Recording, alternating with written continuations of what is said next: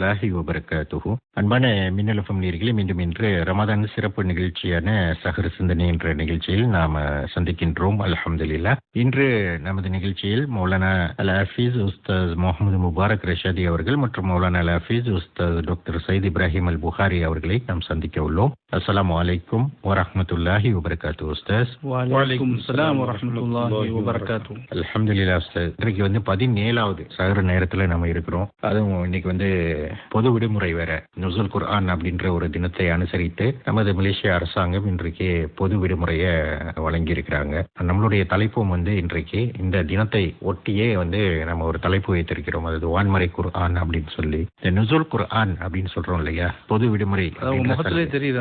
ஆமா, நுசுல் குர்ஆன்னா என்னன்னு தெரியாமயே நம்ம நிறைய பேர் அந்த நுசுல் குர்ஆனுடைய விடுமுறையை அனுபவிச்சுக்கிட்டு இருக்கோம். அந்த நுசுல் குர்ஆன் அப்படின்றது என்ன, அதை பற்றி நேயர்களோடு பகிர்ந்து கொள்ளுங்க. அல்ஹம்துலில்லாஹ். ஒரு சிறப்பான ஒரு துவக்கத்தோடு நாம் இருந்து கொண்டிருக்கிறோம். நுசூல் குர்ஆன், குர்ஆன் இறங்கியது என்று அதனுடைய அர்த்தம். சரி, இந்த குர்ஆன் இறங்கிய அந்த நாளை மக்கள் கொண்டாட வேண்டும், மக்கள் தங்களுடைய மகிழ்ச்சியை வெளிப்படுத்தக்கூடிய அடிப்படையில் குர்ஆனோடு தொடர்பிலே இருக்க வேண்டும் என்ற நோக்கத்திலே தான் விடுமுறையை தந்திருக்கிறார்கள். விடுமுறையில குர்ஆனோட தொடர்பை விட்டுவிட்டு விடுமுறையிலே இருக்கிறது இல்ல. அதுதான் நம்ம சிந்திக்க வேண்டிய ஒரு விஷயம். ஆமா, இப்ப பாத்தீங்கன்னா இந்த குர்ஆன் எப்பொழுது இறங்கியது என்பதை நாம் கவனிக்க வேண்டும். சரி, அதாவது நம்ம இருக்கக்கூடிய இந்த நாள் ரமலானுடைய பிறை 17. இந்த 17 அன்று மிக முக்கியமாக நடந்த ஒரு செய்தி எல்லோருக்கும் தெரியும். சரி, பத்ருடைய மிக முக்கியமான ஒரு போர்.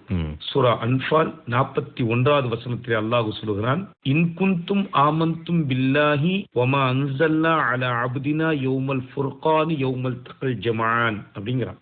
இது ஒரு நீண்ட ஒரு வசனம். சரி, இந்த வசனத்திற்கு முன்னால் என்ன சொல்லுகிறான் என்று சொன்னால், கனிமத் பொருள்களுடைய சட்டங்களை அல்லாஹு தஆலா விளக்குகிறான். சரி, அந்த சட்டங்களை நீங்கள் நிச்சயமாக பின்பற்ற வேண்டும். யார் பின்பற்றுவார்கள் என்று சொன்னால் அவர்கள் அல்லாஹ்வின் மீது நம்பிக்கை வைத்திருப்பார்கள், மேலும் தன்னுடைய அடியாரின் மீது அல்லாஹ் இறக்கியதையும் நம்பிக்கை வைத்திருப்பார்கள். சரி, அதே போன்று சத்தியத்தையும் அசத்தியத்தையும் பிரித்து காட்டக்கூடிய அந்த போர், அதையும் அவர்கள் என்ன செய்வார்கள், நம்பிக்கை வைத்திருப்பார்கள். சரி, அப்ப இதுல என்ன விஷயம் விளங்குது அப்படின்னா, ரமலானுடைய பிறை 17 அன்று சிறப்பான அடிப்படையில் இஸ்லாம் பாதுகாக்கப்பட வேண்டும் என்ற அடிப்படையில் பத்ருடைய போர் நடந்திருக்கிறது. அதை கூட நம்ம பத்ரு போரை பத்தி தான் பேசியிருந்தோம். அப்படிங்களா? அல்லாஹ் தஆலா தன்னுடைய அடியாரின் மீது அந்த குர்ஆனை இறக்கி வைத்திருக்கிறான், அதை நம்ப வேண்டும். இந்த குர்ஆனை அல்லாஹ் இறக்கி வைத்திருக்கிறான் என்று சொன்னதினால் சில அறிஞர்கள் என்ன சொல்கிறார்கள், அதாவது ரமலானுடைய பிறை 17 அன்று இந்த குர்ஆன் என்பது இந்த மனித சமுதாயத்திற்கு கொஞ்சம் கொஞ்சமாக இறங்க ஆரம்பித்தது என்று அறிஞர்கள் விளக்கம் தருகிறார்கள். அதாவது லைலத்துல் கத்ருடைய இரவன்று லௌஹுல் மஹ்ஃபூஸ் என்ற அந்த பதிவேட்டிலிருந்து முதல் வானம் பைத்துல் இஸ்ஸாவிற்கு ஒட்டுமொத்தமாக குர்ஆன் இறங்கிவிட்டது.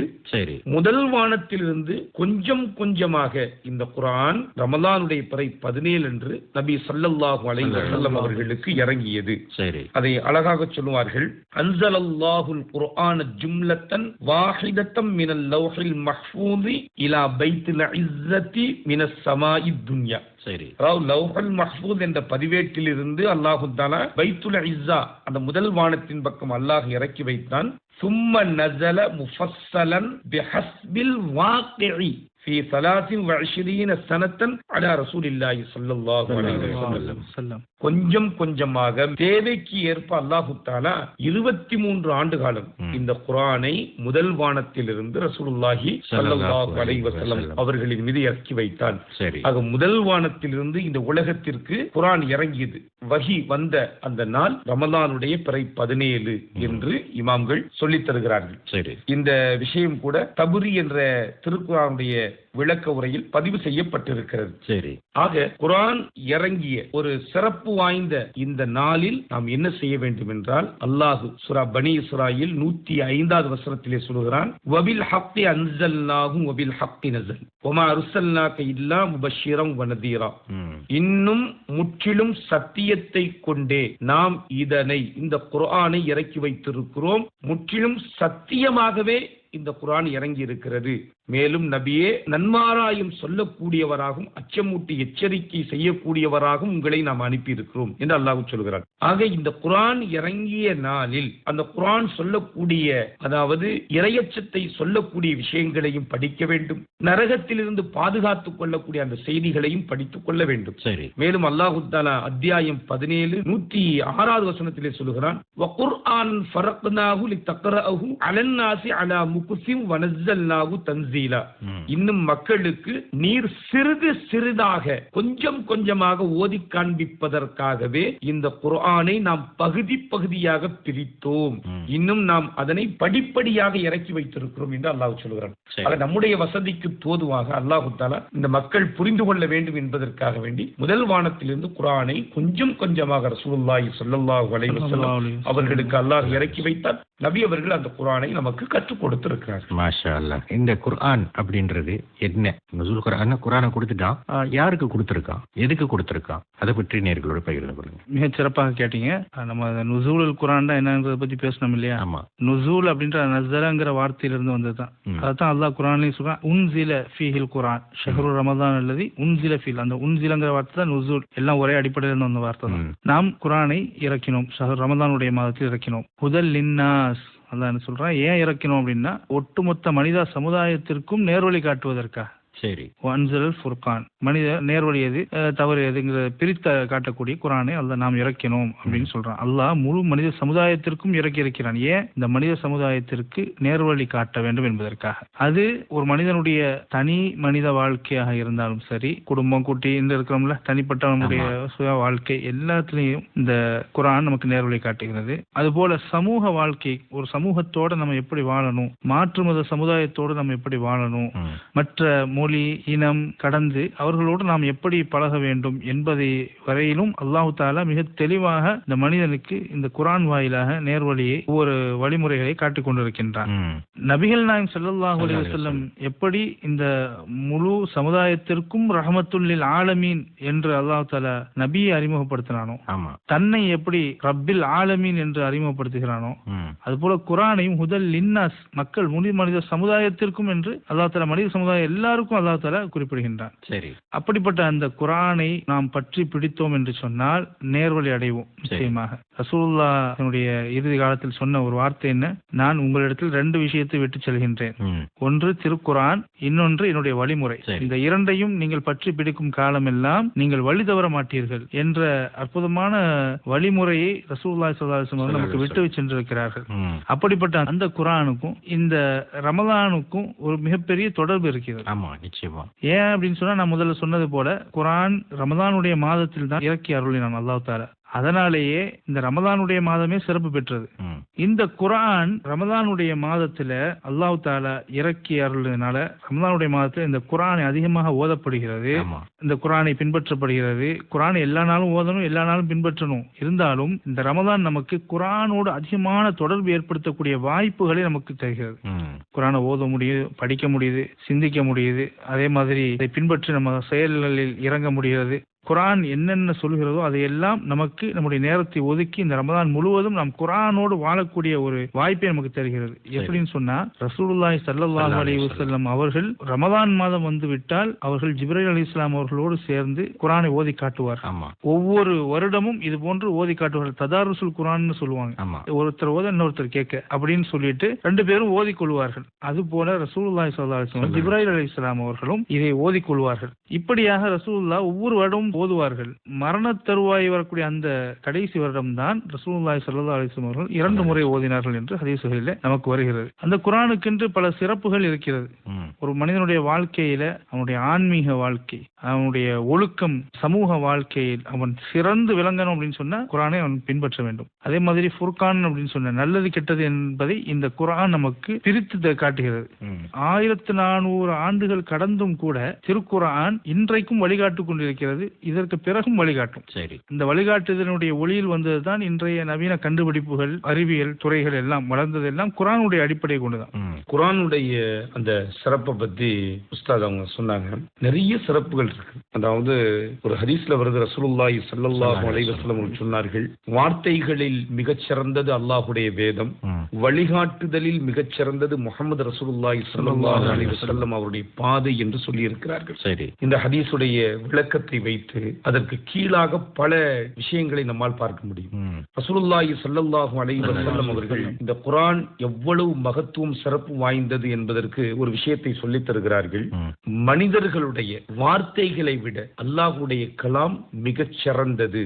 எது போன்று என்று சொன்னால், அல்லாஹு தஆலா இந்த மனித சமுதாயத்தை படைத்திருக்கிறான். அந்த படைப்புகளை காட்டிலும் அல்லாஹ் எப்படி சிறந்தவனாக இருக்கிறானோ அதே போன்று அல்லாஹ்வுடைய கலாமும் மிகச் சிறந்தது என்று ரசூலுல்லாஹி ஸல்லல்லாஹு அலைஹி வஸல்லம் அவர்கள் சொல்லி காண்பித்திருக்கிறார்கள். சரி, அப்ப இதற்கு கலாமுல்லாஹ், அல்லாஹ்வுடைய கலாம் நபியின் மீது இறக்கப்பட்டிருக்கிறது. அந்த சிறப்பு வாய்ந்த அல்லாஹ்வுடைய கலாம் சிறப்பு வாய்ந்த ஜிப்ரீல் அலைஹிஸ்ஸலாத்து வஸ்ஸலாம் அவர்களின் மூலம் சிறப்பு வாய்ந்த இரவில் சிறப்பு வாய்ந்த நபியின் மீது இறக்கப்பட்டிருக்கு. சரி, இன்னொன்னு சொல்றேன் கேளுங்க, சிறப்பு வாய்ந்த சமுதாயத்திற்கு இறக்கப்பட்டது. அல்லாஹ் தஆலா உம்மத்தே வசத்தா என்று சொல்லி, கைருல் உம்மத் என்று சொல்லி முஹம்மது நபி ஸல்லல்லாஹு அலைஹி வஸல்லம் அவர்களை பார்த்து அல்லாஹ் தஆலா சொல்கிறார், உங்களுடைய சமுதாய மக்கள் சிறந்த சமுதாயம் என்று சொல்கிறார். அது சிறந்த சமுதாயத்தின் மீது இறக்கப்பட்டிருக்கிறது. மாஷா அல்லாஹ். இந்த சிறந்த சமுதாயம் எப்படி அதை பயன்படுத்த வேண்டும் என்பதில் எல்லோரும் கவனம் எடுத்துக் கொள்ள வேண்டும். இன்ஷா அல்லாஹ். அடுத்து பாத்தீங்கன்னா இன்னொரு வசனத்தில் அல்லாஹ் சொல்கிறான், தன்சீலுல் கிதாபி லா ரைப ஃபீஹி மிர் ரப்பில் ஆலமீன். இரட்சகனிடமிருந்து வந்த அருளப்பட்ட வேதமாகும், இதில் எந்த சந்தேகமும் இல்லை என்று சொல்கிறான். சரி, குர்ஆனில் எந்த ஒரு சந்தேகம், வார்த்தை ரீதியாக கருத்து ரீதியாக எந்த ஒரு சந்தேகமும் இல்லை என்பதை நாம் விளங்கிக் கொள்ள வேண்டும். அடுத்து இன்னொரு வசனத்திலே அல்லாஹ் சொல்கிறான், தில்க ஆயாத்துல் கிதாபில் ஹக்கீம். குர்ஆன் தீர்க்கமான அறிவு நிறைந்த வேதமாக இருக்கு. சரி, எந்த கோணத்துல நீங்க அதுல பார்த்தாலும் சில விடைகளை நம்மளால அதை எடுத்துக்கொள்ள முடியும். 1400 ஆண்டுகளுக்கு முன்னால் சொல்லப்பட்ட எத்தனையோ வசனங்கள் இன்றைய காலத்திலே அதை நிரூபணம் செய்து கொண்டிருக்கிறது, அறிவியல் சார்ந்த விஷயங்கள். அதே போன்று இன்னா அன்ஸல்னாஹு ஃபீ லைலத்தின் முபாரகா, அதாவது பரக்கத்து பொருந்திய இரவிலே இந்த குர்ஆனை நாம் இறக்கி வைத்திருக்கிறோம். அதாவது நன்மைகள் அள்ளித்தரக்கூடிய அந்த இரவிலே இந்த குர்ஆனை நாம் இறக்கி இந்த மனித சமுதாயத்திற்கு நன்மை செய்திருக்கிறோம். அதே போன்று அல்லாஹ் தஆலா சொல்கிறான், ஸாலிகல் கிதாபு லா ரைப ஃபீஹி ஹுதல் லில் முத்தகீன். இந்த வேதத்திலே எந்த ஒரு சந்தேகம் இல்லை, இது மனித சமுதாயத்திற்கு, அதாவது இறைவனை பயந்து கொள்ளக்கூடியவர்களுக்கு நேர்வழியாக இருக்கிறது என்று அல்லாஹ் சொல்கிறான். ஆக இந்த நேர்வழியை அல்லாஹ் தஆலா குர்ஆனிலே வைத்திருக்கிறான். அதை ஒவ்வொருவரும் அதை சரியான முறையில் புரிந்து அதை பெற்றுக்கொள்ள வேண்டும். அதே போன்று அல்லாஹ் தஆலா இன்னொரு வசனத்திலே இப்படி சொல்கிறான், சவாலாக சொல்கிறார். இந்த குர்ஆனின் மீது ஒருவர் சந்தேகப்படுகிறார் என்று சொன்னால், மிம்ம அன்ஸல்னா அலா அப்தினா ஃபஅது பி சூரத்தின் மின் மிஸ்லிஹி, ஒரு சூறாவாவது அது போன்றதை நீங்கள் கொண்டு வாருங்கள், அல்லது ஒரு 10 சூறாவாவது நீங்கள் கொண்டு வாருங்கள், அல்லது இந்த குர்ஆனை போன்று வேறொரு குர்ஆனை கொண்டு வாருங்கள் என்று அல்லாஹ் தஆலா சவால் விடுகிறார். சரி, யாராலும் அதை நிவர்த்தி செய்ய, ஈடு செய்ய முடியவில்லை. ஏனென்று சொன்னால் குர்ஆனுடைய வார்த்தை இலக்கணம் இலக்கியம் நிறைந்தது. ஒரு வார்த்தையை எடுத்துக்கொண்டால் அதிகமான கருத்துக்களை தரக்கூடிய ஒரு அமைப்பிலே அல்லாஹ் தஆலா குர்ஆனை வைத்திருக்கிறான். குர்ஆன் என்பது வார்த்தை சுருக்கம், அதிகமான அர்த்தங்களை தரக்கூடியது. இந்த அடிப்படையில் அல்லாஹ் தஆலா அற்புதமான முறையில் குர்ஆனை இறக்கி வைத்திருக்கிறான். அதே போன்று இந்த குர்ஆனை முஅஜிஸாவாக ரசூலுல்லாஹி ஸல்லல்லாஹு அலைஹி வஸல்லம் அவர்களுக்கு இறக்கி வைத்திருக்கிறான். அதாவது முஅஜிஸா என்று சொன்னால், அதை ஒருவர் செய்கிறார் என்று சொன்னால் அவருடைய அந்த செயலை யாராலும் வீழ்த்த முடியாது. நபி ஸல்லல்லாஹு அலைஹி வஸல்லம் அவர்கள் குர்ஆனை ஓதி காண்பித்தார்கள். இந்த குர்ஆனுக்கு நிகராக யாரும் ஒரு வார்த்தையை கொண்டு வர முடியவில்லை. அந்த அடிப்படையில் இந்த குர்ஆன் என்பது முஅஜிஸாவாக இருக்கு. அதே போன்று இந்த குர்ஆனை அல்லாஹ் இறக்கி அவனே பாதுகாத்துக் கொண்டிருக்கிறான். அதனால இந்த குர்ஆன்ல எந்த ஒரு மாற்றமும் மனிதர்களால் செய்ய முடியவில்லை. இப்படிப்பட்ட சிறப்பு வாய்ந்த இந்த குர்ஆன். மாஷா அல்லாஹ். சரிங்க சார், இன்ஷா அல்லாஹ் ஒரு பாடலுக்கு பிறகு மீண்டும் நாம சந்திப்போம். திருமறையின் அருள்மொழியில்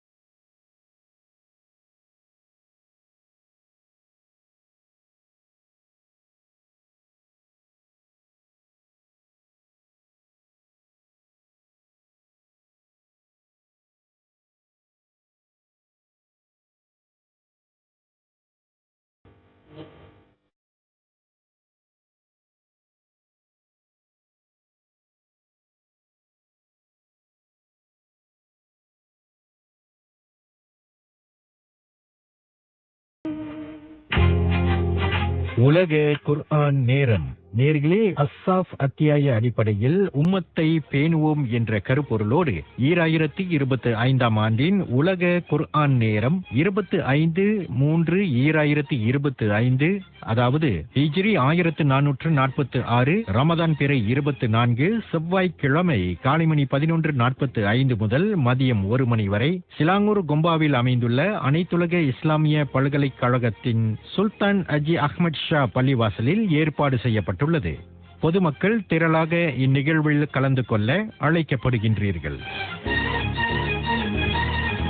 அல்ஹம்துலில்லாஹ். ரமதான் சிறப்பு நிகழ்ச்சியான சஹர் சிந்தனை என்ற நிகழ்ச்சியில் வான்முறை குர்ஆன் என்ற தலைப்பின் கீழ் நம்ம சில விஷயங்களை பேசி கொண்டு வரோம். சற்று முன்பு உஸ்தாத் ஒரு வார்த்தை சொன்னீங்க. குர்ஆனை அல்லாஹ் ஒரு முஜிஸா அப்படின்னு சொல்லி அதனுடைய தனிச்சிறப்பு, குர்ஆனையே ஒரு தனி சிறப்பான ஒரு விஷயமா, ஒரு பொருளா, ஒரு வழிகாட்டியா அல்லாஹ் வழங்கி இருக்கிறான். கண்ணியமான ஒரு பொருளை கண்ணியமானவரை கொண்டு கண்ணியமானவருக்கு கண்ணியமான இரவுல கண்ணியமானவங்களுக்கு வழங்கியிருக்கிறான் அப்படின்னு சொல்லி சற்று முன்பு சொன்னீங்க. அதாவது ரமதான் மாதத்துல ஜிப்ரீல் அலைஹிஸ்ஸலாம் அவங்க மூலமா ரசூலுல்லாஹ் ஸல்லல்லாஹு அலைஹி வஸல்லம் அவங்களுக்கு உம்மத்தே முஹம்மதியாவுக்கு குர்ஆனை அன்பளிப்பா பொக்கிஷமா வழங்கியிருக்கிறான். அப்ப இவ்வளவு கண்ணியத்தை அல்லாஹ் இந்த குர்ஆனுக்கு கொடுத்துட்டான். மனிதர்களாக நாம இவ்வளவு கண்ணியமான ஒரு பொருளை கொடுத்திருக்கிறாங்களே, அதுக்கு நாம எப்படி கண்ணியம் செலுத்துறது, எந்த வகையில நாம கண்ணியம் செலுத்துறது, அதை பற்றி நேர்களோட பகிர்ந்து. இவ்வளவு கண்ணியமிக்க குர்ஆனை இந்த சமுதாயத்திற்கு கொடுத்திருக்கிறான். இந்த சமுதாயம் இந்த குர்ஆனை கொண்டுதான் கண்ணியம் அடைகிறது. ஏன்னா இது இறைவனுடைய வார்த்தைகள், கலாமுல்லா. நீங்க பார்த்தீங்கன்னா அந்த குர்ஆனோடு நீங்கள் தொடர்போடு இருந்தீங்க என்றால் அந்த குர்ஆன் உங்களுக்காக சாட்சி சொல்லும். கபர்லையும் சாட்சி சொல்லும், மறுமையிலும் சாட்சி சொல்லும், கபர்ல வெளிச்சம் தரும். இதெல்லாம் இருக்கிறது. அல் குர்ஆனு ஹுஜ்ஜத்துன் லக அவ் அலைக என்று ஹதீஸ் இருக்கு. அதாவது குர்ஆன் உங்களுக்கு நேராகவும் எதிராகவும் சாட்சி சொல்லும். நீங்க அந்த குர்ஆனோடு எப்படி நடந்து கொள்கிறீர்களோ அப்படி. நீங்க குர்ஆனை கண்ணியப்படுத்தினால் உங்களுக்கு கண்ணியமான முறையில் உங்களை அது பாதுகாக்கும்.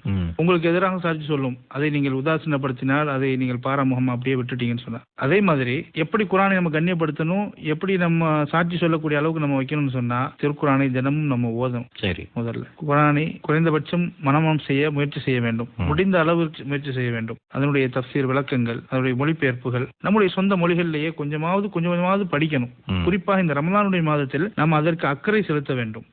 அதே மாதிரி படிப்பதோடு மட்டும் நின்று விடாமல், கற்பதோடு மனம் செய்வதோடு நின்று விடாமல், அதை நம்முடைய வாழ்க்கையில் அமல்படுத்த வேண்டும். இந்த 3 விஷயங்களும் மிக முக்கியமானது இதை கண்ணியப்படுத்துவதில். சரி, அப்படி சொல்கின்ற பொழுதுதான் மறுமையில 2 விஷயம் சிபாரிசு செய்யும் என்று ஸல்லல்லாஹு அலைஹி வஸல்லம் சொன்னார்கள். ஒன்று குர்ஆன், இன்னொன்று நோன்பு. சரி, எனவேதான் நான் நோன்பு நாளில் நம்ம இந்த ஹதீஸை நான் உங்கள்கிட்ட சொல்றேன். நோன்பு, குர்ஆன், இந்த 2ம் தான் நாளை நமக்கு சிபாரிசு செய்யும். அப்படி சிபாரிசு செய்கின்ற பொழுது குர்ஆனை இந்த நோன்புடைய மாதத்தில் சரியாக அதிகமாக ஓதுகின்ற பொழுது நமக்கு 2 பேருடைய சிபாரிசுமே கிடைக்கும். இதான் நோன்புக்கும் ரமதானுக்குள்ள தொடர்பு அப்படின்னு முதல்ல சொன்னீங்க. இதுதான் தொடர்பு. அது எப்படி அப்படின்னு சொன்னா, அப்துல்லா இப்னு மஸ்ஊத் ரலியல்லாஹு அன்ஹு அவர்கள் சொல்லக்கூடிய ஒரு ஹதீஸ் இருக்குது. அதுல ஒரு எழுத்தை நாம் ஓதினால், சாதாரண ஒரு நாள்ல ஓதினால் ஒரு நன்மை கிடைக்கும். சரி, அந்த ஒரு நன்மை என்பது ரமதானுடைய நாள்ல 10 மடங்கு நன்மை கிடைக்கும். அலிஃப் லாம் மீம் என்பது ஒரு எழுத்துன்னு நான் சொல்ல மாட்டேன். அலிஃப் என்பது ஒரு எழுத்து, லாம் என்பது ஒரு எழுத்து, மீம் என்பது ஒரு எழுத்து. இந்த 3ஐயும் சேர்த்து ஓதினால் 30 நன்மை, 30 மடங்கு கிடைத்துவிடும். ஆக இப்படியாக நம்முடைய ஒவ்வொரு எழுத்துக்கும் நமக்கு நன்மை கிடைத்து கொண்டே இருக்கும். எங்க குர்ஆனை மட்டும்தான், அதாவது ரசூலுல்லாஹ்வுடைய ஹதீஸ் இருக்கிறது, 3 விஷயங்களை பார்த்தால் மட்டுமே நன்மை கிடைக்கும். ஒன்று அல்லாஹ்வுடைய வசனங்கள், குர்ஆனை பார்த்தாலே நன்மை கிடைத்துக் கொண்டிருக்கும்.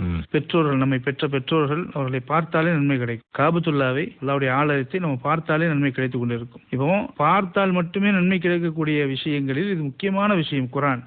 இந்த குர்ஆனை முதல்ல நமக்கு அல்லாஹ் கொடுத்திருக்கிறான் அப்படின்னு மகிழ்ச்சி அடையணும். முதல்ல குல் பிஃபத்லில்லாஹி வ பிரஹ்மதிஹி ஃபபிதாலிக ஃபல்யஃப்ரஹு அப்படின்னு அல்லாஹ் சொல்றான். சரி, அல்லாஹ்வுடைய ரஹமத்தை நீங்கள் கொண்டாடுங்கள் என்று சொல்கின்றான். அல்லாஹ் நமக்கு ரஹமத்தை என்னத்தை கொடுத்திருக்கிறான்? ரசூலுல்லாஹ் கொடுத்திருக்கிறான், குர்ஆனை கொடுத்திருக்கிறான். இந்த அல்லாஹ்வுடைய ஃபضலை கொண்டு நம்ம என்ன கொண்டாட வேண்டும், கண்ணியம் கொடுக்கணும். அல்லாஹ் சில விஷயங்கள் மார்க்கத்துல புனிதம், அவனுடைய அடையாளங்கள் என்று நமக்கு சொல்லியிருக்கிறான் இல்லையா, கண்ணியப்படுத்தணும் சொல்லியிருக்கிறான் இல்லையா, அவைகளை திண்ணமாக யார் கண்ணியப்படுத்துகிறார்களோ அது இதயங்களில் உள்ள இறையச்சத்தால் ஏற்படுவதுன்னு அல்லாஹ் சொல்றான். அதாவது தாலிக உமையு அலீம் ஷஆயிரல்லாஹ் ஃபஇன்னஹா மின் தக்வல் குலூப், இறையச்சத்தை நமக்கு கொண்டு வரும்ன்ற அர்த்தம் அதுல இருக்குது. அப்படின்னு சொன்னா குர்ஆனை கண்ணியப்படுத்தும் போது நம்முடைய இறையச்சம் அதிகரிக்கும். குரானை எப்பொழுதுமே நம்ம வந்து தூய்மையோடு தொட வேண்டும். லா யமஸ்ஸுஹு இல்லல் முத்தஹ்ஹரூன். இதெல்லாம் நம் குரானை கண்ணியப்படுத்துவதற்குரிய வழிமுறைகள்.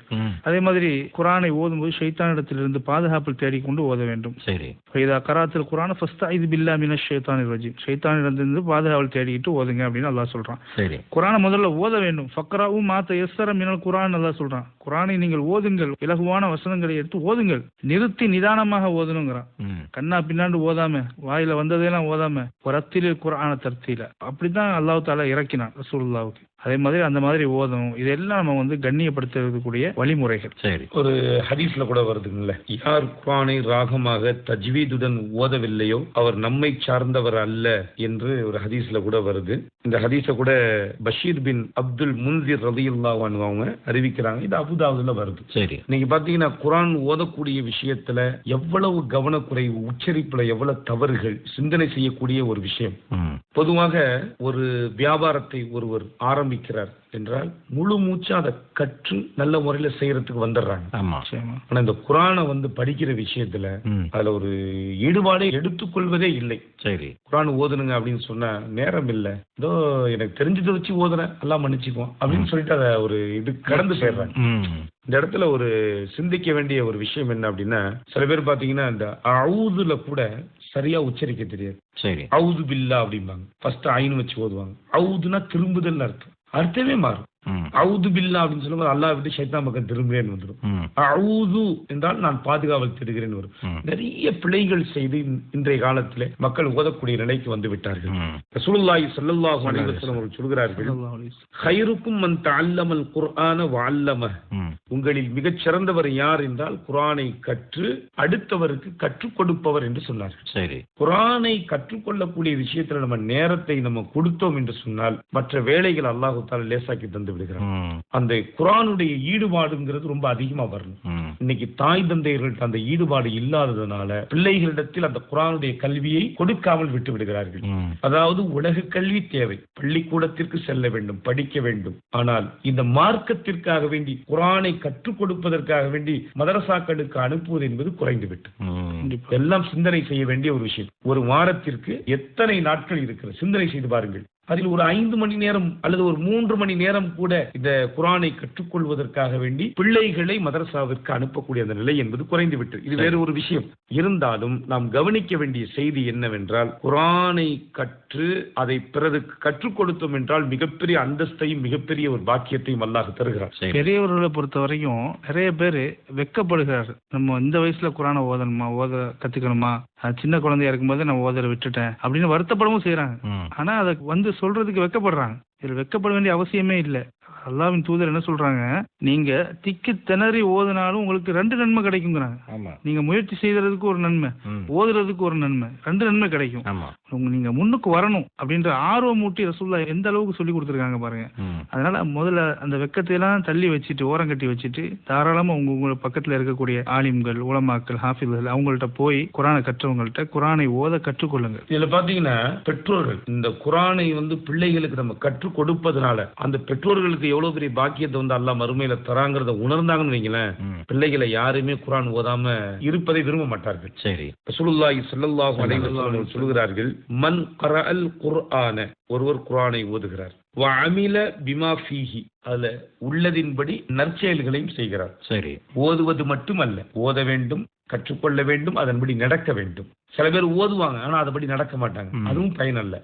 ஓத வேண்டும், அதன்படி நடக்க வேண்டும். அப்படி செய்கிறார் என்றால் உல்பிஸ வாலிதஹு தாஜன் யௌமல் கியாமத், அவருடைய பெற்றோர்களுக்கு அல்லாஹ் தஆலா நாளை மறுமை நாள்ல ஒரு கிரீடத்தை அல்லாஹ் அவர்களின் மீது அணிவிக்கிறான் என்று ரசூலுல்லாஹி ஸல்லல்லாஹு அலைஹி வஸல்லம் அவர்கள் சொல்கிறார்கள். அப்ப கிரீடத்தை அணிவித்து அல்லாஹ் அவர்களை கௌரவப்படுத்துகிறார். சுப்ஹானல்லாஹ். இப்ப இப்படிப்பட்ட அந்த பாக்கியம் கிடைப்பது நம்முடைய பிள்ளைகளுக்கு நாம் அந்த குர்ஆனை ஓதக்கூடிய அந்த வாய்ப்பை கொடுத்து விட்டோம் என்றால் பெற்றோர்களுக்கு அது கிடைத்து விடும். இந்த குர்ஆன்ங்கிற அந்த வார்த்தையை நீங்க கவனிச்சு பாருங்களேன். அல்லாஹ் அற்புதமான அந்த வேதத்திற்கு குர்ஆன்ங்கிற அற்புதமான ஒரு பெயரை கொடுத்திருக்கிறான். என்னன்னா திரும்ப திரும்ப ஓதிக்கொண்டே இருப்பது, ஓதப்பட்டு கொண்டே இருப்பது, இப்படி எல்லாம் அர்த்தம் வைப்பார்கள். குர்ஆனை எத்தனை தடவை இஹ்லாஸோடு ஒருவர் ஓதுகிறார் என்றால் சடைவு என்பது ஏற்படாது. அதை எத்தனை தடவை ஒருவர் கேட்டுக்கொண்டே இருந்தாலும் சடைவு என்பது ஏற்படாது. கவனிக்க வேண்டிய விஷயம், குர்ஆனை ஓதினாலும் ஒரு எழுத்துக்கு 10 நன்மை, குர்ஆனை கேட்டாலும் நன்மை. ஒருவர் ஓத மற்றவர் கேட்கக்கூடிய சமயத்திலே நன்மை. ஒரு சில அறிஞர்கள் சொல்கிறார்கள், ஆர்வப்படுத்துவதற்காக வேண்டி குர்ஆன் ஒருவர் ஓத ஒருவர் கேட்கிறார் என்று சொன்னால் அவருக்கு 2 நன்மை ஜாஸ்தி கிடைக்குங்கிறாங்க. ஏன் அப்படின்னா, இப்ப நான் குர்ஆன் ஓதும்போது கவனமா ஓதுவேன், கேட்கக்கூடியவருக்கு கவனம் சிதறிட்டே இருக்கும். அந்த நப்சை கட்டுப்படுத்தி அவர் கவனமா கேட்டார்னா அவருக்கு 2 நன்மை சில அறிஞர்கள் சொல்லிட்டு இருக்கிறார். சரி, அப்ப குர்ஆனை ஓதினாலும் நன்மை இருக்கிறது, கேட்டாலும் நன்மை இருக்கிறது, பார்த்தாலும் நன்மை இருக்கிறது. ஆரம்பத்தில் கூட உஸ்தாத் அந்த ஹதீஸ் அழகா சொல்லி காட்டாங்க.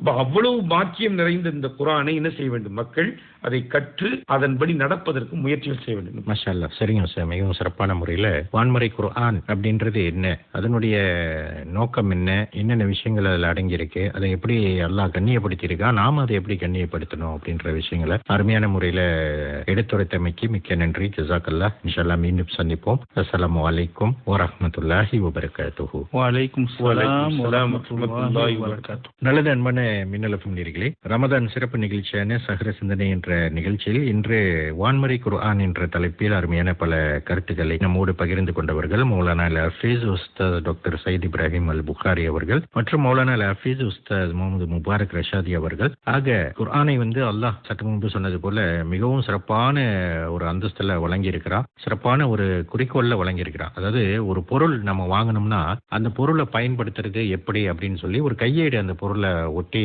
அந்த பெட்டியில வைத்திருப்பாங்க இல்லையா, அந்த பாக்ஸ்ல வச்சிருப்பாங்க. அதே மாதிரி மனிதனை படைப்புகளிலே சிறந்த ஒரு படைப்பா அல்லாஹ் படைச்சிட்டான். அங்கே ஒரு கண்ணியத்தை கொடுத்துட்டான் மனிதர்களுக்கு. படைப்புகளிலே சிறந்த ஒரு படைப்பு, அதுலயே நம்மளை சிறந்த ஒரு உம்மத்தாக படைத்திருக்கிறான். கண்மணி நாயகம் ஸல்லல்லாஹு அலைஹி வஸல்லம் அவங்களுடைய உம்மத்தாக நம்மளை படைத்து வெறுமனே அப்படி விட்டுறல. உங்களை தான் சிறப்பா படைச்சிட்டேன், சிறப்பான ஒரு உம்மத்தா படைச்சிட்டேன், சிறப்பான ஒரு படைப்பாவே படைச்சிட்டேன், அப்புறம் என்ன அப்படின்னு கைவிட்டுறல. நமக்கு வழிகாட்டக்கூடிய அளவுக்கு குர்ஆனை வழங்கியிருக்கிறான். அதை செயல்படுத்துறதுக்கு ஹதீஸுகளை வழங்கியிருக்கிறான். நமக்கு வழிகாட்ட அவனுடைய தூதரா கண்மணி நாயகம் ஸல்லல்லாஹு அலைஹி வஸல்லம் அவங்கள வழங்கியிருக்கிறான். ஆக இந்த குர்ஆனை நம்ம ஒரு பொக்கிஷமா பொத்தி வைக்காம, சற்று முன்பு உஸ்தாத் 2 பேரும் நமக்கு தெரிவித்தது போல அதை கண்ணியப்படுத்தி வெறுமனே எடுத்து ஓதிக்கிட்டே இருக்காம அதை சரியான முறையில அதனுடைய உச்சரிப்பு இதெல்லாம் நம்ம பேணி செய்யும் போது அந்த ஆர்வம் அப்படின்றது நம்மளுக்கு ஒரு மன ஓர்மைய, குர்ஆன் பால் நம்மளுடைய அன்பை, நம்மளுடைய பாசத்தை, நம்மளுடைய அக்கறையை செலுத்தக்கூடிய ஒரு விஷயத்தை உருவாக்கும். அது ஆழமான குர்ஆனை சிந்தித்து செயல்படக்கூடிய ஒரு பாதைக்கு நம்ம இட்டு செல்லக்கூடிய அஸ்திவாரமாக இந்த குர்ஆனை நம்ம பயன்படுத்திக் கொள்ளணும் இல்லையா. ஆக தொடர்ந்து நம்மளுடைய வாழ்க்கையில இந்த குர்ஆனை கையில் எடுத்து அதன்படி செயல்பட்டு சிந்தித்து நம்மளுடைய வாழ்க்கையை ஈருலக வெற்றி பாதைக்கு இட்டு செல்லக்கூடிய ஒரு வாழ்க்கையாக அமைத்துக் கொள்ள எல்லாம் உள்ள அல்லாஹ் கிருபை செய்வானாக என்ற துஆவோடு உங்களிடமிருந்து விடைபெறுகின்றேன். ஜக்கீம் ஒளிபரப்பு பிரிவிலிருந்து அப்துல் கனி. அஸ்ஸலாமு அலைக்கும் வரஹ்மத்துல்லாஹி வபரகாத்துஹு. தயாரிப்பு அப்துல் கனி. பிஸ்மில்லாஹிர் ரஹ்மானிர் ரஹீம். நவைத்து صوم غد عن أداء فرض رمضان هذه السنة لله تعالى. இவ்வருட ரமலானின் ஃபரதான நோன்பை அதாவாக நாளை நோர்க்க அல்லாஹுக்காக நியத்து செய்கிறேன்.